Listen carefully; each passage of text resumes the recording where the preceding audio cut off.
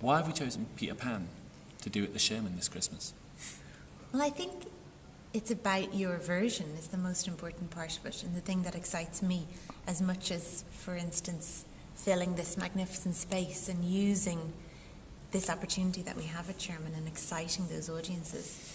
Because people don't always realise how flexible the space is, and with Peter Pan you can fly people and you can fill it, and it's absolutely huge. Yeah, absolutely. But also it's a play with loads of different locations, and it's a play with a real world and then a fantasy world that Neverland is in someone's imagination.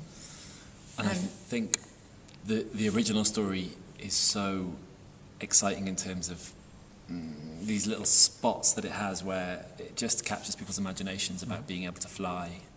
But also it's the story of a boy who never grows up, which is its greatest appeal and why it's last forever. What a brilliant tale. Yeah, and I think what we've done with it, what my script's done with it, is kind of think about it, what if it wasn't in Victorian London? What if it was now? Or what if it was in the 1970s, maybe? Let's say. And what if Wendy, as a girl, wasn't that same Wendy that could exist in Barry's day?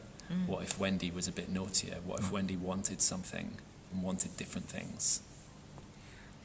Originally it's called Peter Pan and Wendy, isn't it? Yeah, it is. And I think that's often lost. Totally. Because in the original, Wendy's not big enough, Wendy's not there enough, in my opinion.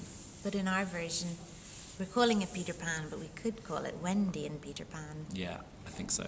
She's got a much clearer journey, and she is not just for boys, is it, anymore? No. Girls are really important in this world, and Wendy is.